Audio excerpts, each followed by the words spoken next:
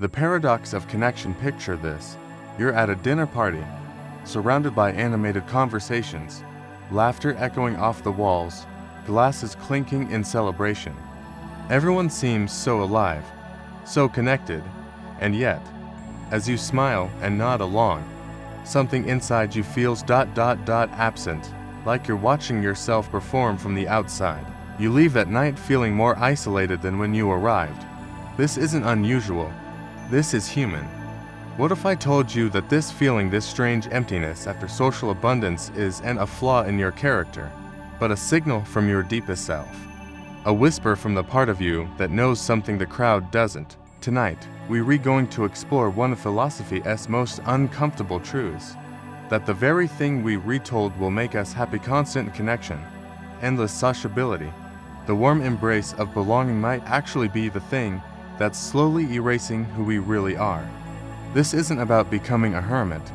This isn't about rejecting all human connection. This is about understanding why some of history's greatest thinkers, from Thoreau to Nietzsche, from Virginia Woolf to Einstein, found their most profound insights not in the company of others, but in the sacred space of solitude. Chapter 1. The Mirror of Others. Let me tell you about a writer I once knew. Sarah was brilliant, genuinely brilliant. When she spoke about literature in quiet moments, her eyes would light up with insights that could make you see an entire novel differently. But put her in a room with other writers, and something strange would happen. She would begin to echo. Not intentionally, not consciously, but like a tuning fork that had lost its original note. Her unique perspective would gradually morph to match the frequency of the room. By the end of the evening, she would sound like everyone else, smart, articulate, but somehow generic. Sarah had fallen into what we might call the mirror trap. She had become so skilled at reflecting others that she'd forgotten how to reflect herself. The Greek philosopher Aristotle spoke of humans as social animals, and he wasn't wrong. We are wired for connection, hardwired to seek approval, to belong, to be accepted by the tribe. This was once our survival mechanism. To be cast out meant death. But here's what Aristotle couldn't have foreseen. In our modern world, the tribe isn't just the 30 people in your village. It's thousands, millions of voices all demanding that you dance to their rhythm. Social media has turned us all into performers on an infinite stage, where the applause never stops, but neither does the exhaustion. We wake up and immediately check how our thoughts were received. We craft our opinions based on what will get likes, shares, comments. We begin to think in hashtags. We speak in quotes that sound profound but carry no personal weight. And slowly, quietly, we forget what our own voice sounds like. This is what the philosopher Jean Baudrillard called the simulation, when the copy becomes more real than the original. We become so good at being what others want us to be that we lose track of what we actually are. Chapter 2. The Courage of the Hermit. Henry David Thoreau walked into the woods around Walden Pond not because he hated people, but because he loved himself enough to find out who he was without their constant influence. For 2 years, 2 months, and 2 days, he lived alone with his thoughts. I went to the woods to live deliberately, he wrote, to front only the essential facts of life, and see if I could not learn what it had to teach, and not when I came to die discover that I had not lived. Living deliberately. What a concept. When was the last time you lived deliberately? When was the last time you made a choice not because it would impress someone, not because it would avoid conflict, not because it was expected, but because it aligned with who you actually are? Thoreau discovered something in those woods that every deep thinker throughout history has discovered. That profound insight requires what he called a broad margin to my life, space, silence, distance from the crowd. But let's be honest, this terrifies us, because in solitude, we can't hide behind the comfortable noise of other people's opinions. We can't distract ourselves with their dramas, their stories, their endless chatter. In solitude, we come face to face with the one person we've been running from, ourselves. Virginia Woolf, in her essay Room of One's Own, argued that women needed not just financial independence, but physical and mental space away from the demands of others. She understood that true creativity requires what she called intellectual freedom. Yet it is in our idleness, in our dreams, she wrote, that the submerged truth sometimes comes to the top. The submerged truth. The thought that only surfaces when the waters of your mind are still. Chapter 3. The paradox of influence, here as something paradoxical. The people who have influenced humanity most profoundly are often the ones who cared least about being influential in their immediate social circles.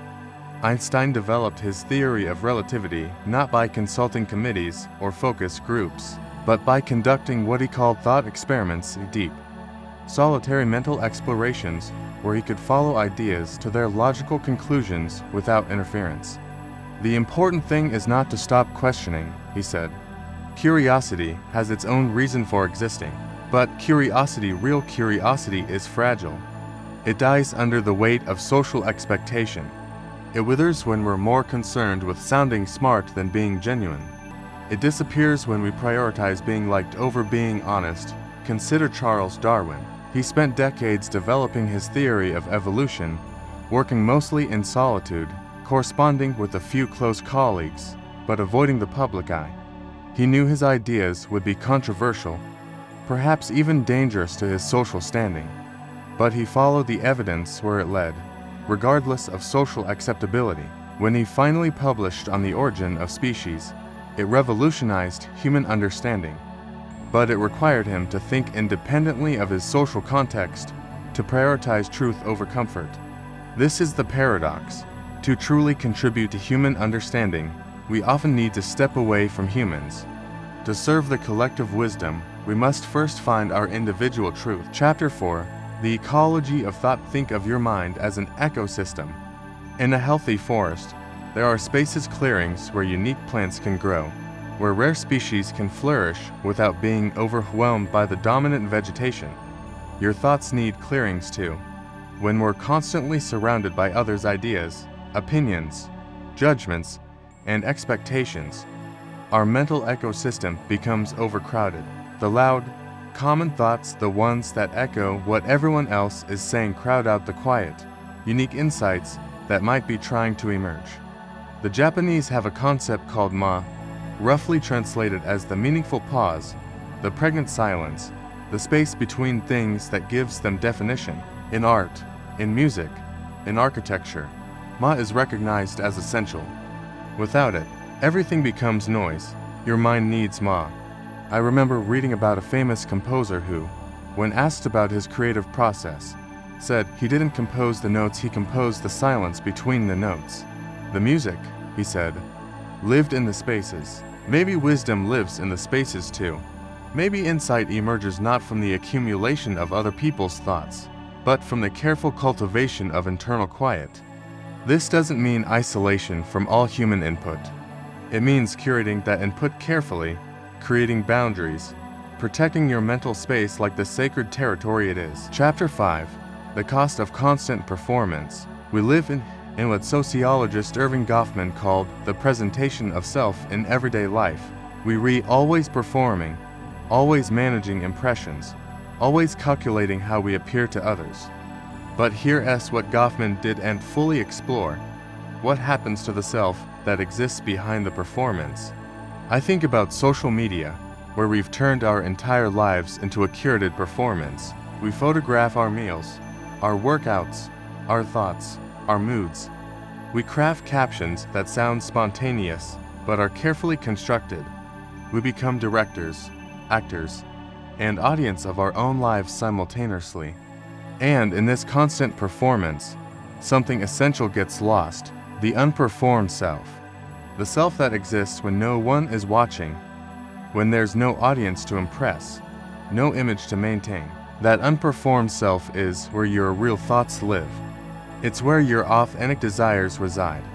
It's where your unique perspective on the world exists, uncorrupted by the need to be palatable to others. But to access that self, you need to step off the stage. You need moments, hours, days where you're not performing for anyone, where you can think thoughts that might never be shared, feel feelings that might never be explained, explore ideas that might never be expressed. This is uncomfortable because we've been taught that unshared thoughts are somehow less real, that unexpressed feelings are invalid, that ideas not posted don't exist. But the opposite is true. The thoughts you keep to yourself might be your most precious possessions. The feelings you don't broadcast might be your most authentic. The ideas you explore in private might be your greatest contributions to your own understanding. Chapter 6. The Garden of Solitude. Let me paint you a picture. Imagine a garden that's been carefully tended for years. The gardener has created different sections, some for vegetables, some for flowers, some left wild for whatever wants to grow there naturally. This garden thrives because it has boundaries, walls that keep out the weeds from neighboring plots, gates that control who enters and when. The gardener doesn't reject all outside influence. They welcome the rain, the sunshine, the bees that help with pollination. But they're selective. They cultivate conditions that allow the best things to flourish. Your mind can be like this garden. Solitude is about building walls to keep everything out at s, about creating boundaries that allow your authentic thoughts to take root and grow. The 13th century mystic Meister Eckhart wrote, "Nothing in all creation is so like God as stillness. Whether you're religious or not, there's profound truth here. In stillness, in that space free from the constant input of others, something emerges that feels larger than our everyday consciousness." Scientists have studied this phenomenon. They've found that the brain's default mode network, the neural activity that occurs when we're not focused on the outside world, is when we often have our most creative insights, our most profound realizations, our deepest understanding of ourselves. But this network can only activate when we're not constantly stimulated by external input. It requires what neuroscientists call unstimulated time. When was the last time you had truly unstimulated time? Time when you weren't consuming content, responding to messages, engaging with others' thoughts. Time when your mind could wander, explore, create connections that no one else had made. Chapter 7. The Wisdom of Selective Influence. This doesn't mean all social interaction is harmful. The key is intentionality. Marcus Aurelius, the philosopher emperor, maintained correspondence with other thinkers, but he was selective. He chose his influences carefully. He understood that the people you surround yourself with don't just affect your mood, they shape your thoughts, your values, your understanding of reality itself. You become like the 5 people you spend the most time with, goes the modern saying. But it's deeper than that.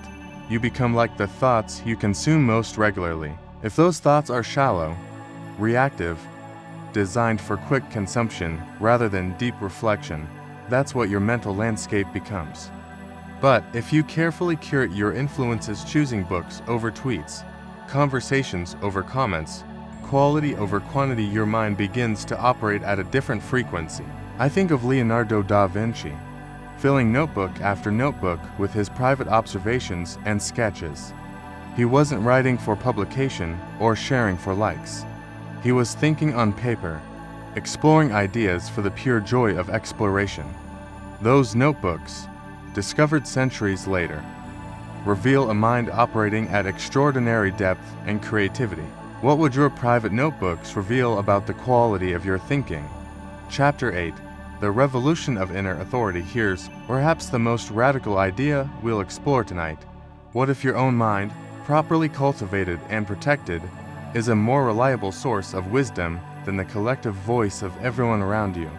This isn't arrogance, it's responsibility. It's the recognition that you are the only person who has access to your complete inner landscape, your unique combination of experiences, insights, and perspectives. The crowd can tell you what's popular, what's trending, what's socially acceptable, but only you can tell you what's true for you. Only you can access the wisdom that emerges from your particular way of seeing the world. But to access that wisdom, you need to trust it. You need to value your own thoughts enough to give them space to develop. You need to respect your own mind enough to protect it from constant invasion. This is what philosophers call inner authority, the ability to think independently, to trust your own judgment, to make decisions based on your own understanding rather than external pressure. Developing inner authority doesn't happen overnight.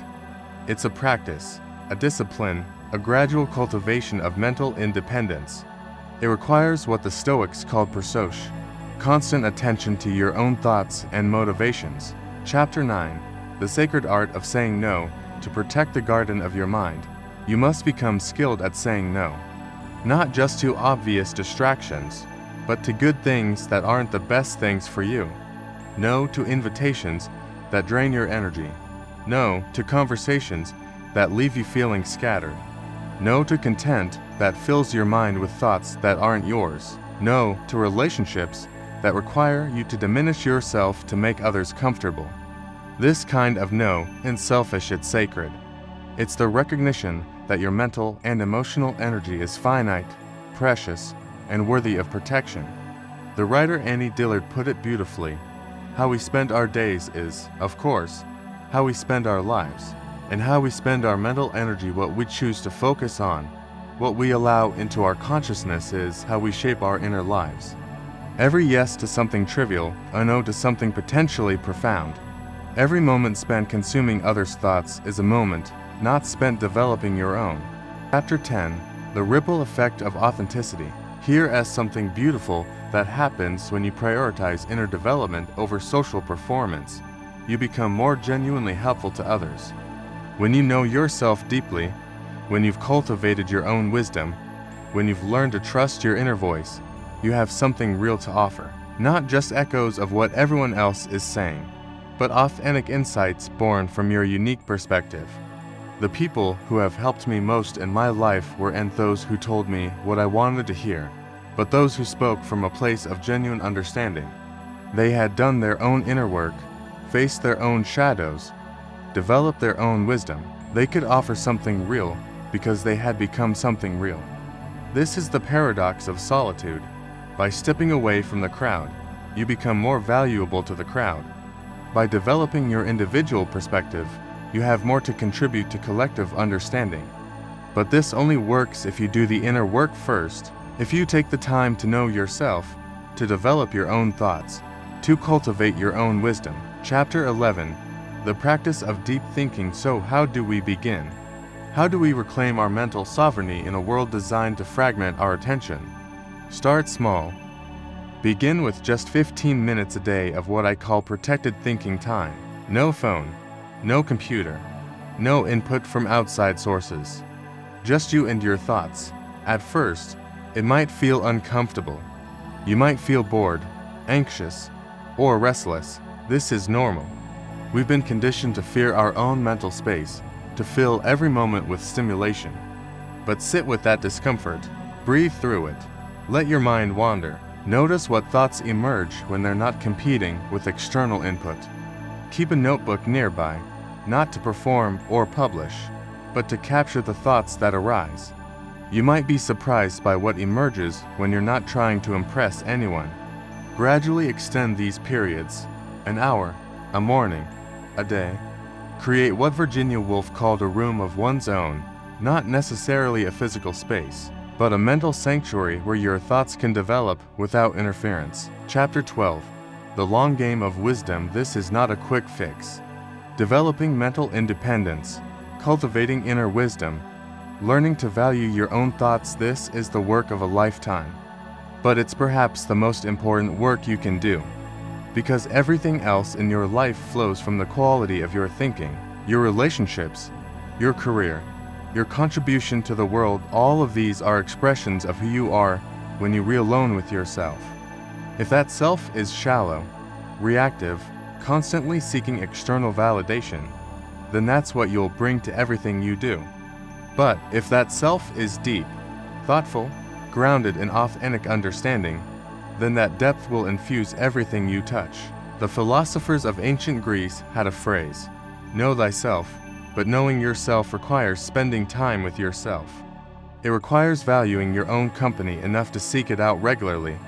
It requires the courage to be alone with your thoughts, even when those thoughts might challenge everything you think you know about yourself and the world. The quiet revolution. We stand at a crossroads. We can continue down the path of constant connectivity, endless stimulation, and perpetual performance, We can keep outsourcing our thinking to algorithms, our opinions to influencers, our sense of self to social media metrics. Or we can begin a quiet revolution, a revolution that starts in the privacy of our own minds, a revolution that values depth over speed, quality over quantity, authenticity over popularity. This revolution won't make headlines. It won't trend on social media. It won't win you followers or likes. But it will give you something far more valuable: yourself, your real self. The self that exists when no one is watching. The self that thinks thoughts no one else can think, because no one else has lived your exact combination of experiences. The self that has something unique to offer the world, but only if you take the time to discover what that is. So tonight, I invite you to begin. Turn off the devices, step away from the crowd, find a quiet space and ask yourself, who am I when I'm not performing for others? What do I think when I'm not echoing others? What do I value when I'm not worried about judgment? The answers might surprise you. They might challenge you. They might even frighten you, but they will be yours. Authentically, undeniably yours, and in a world full of copies, being original is the most radical act of all. The revolution begins in silence. The revolution begins with you. The revolution begins now.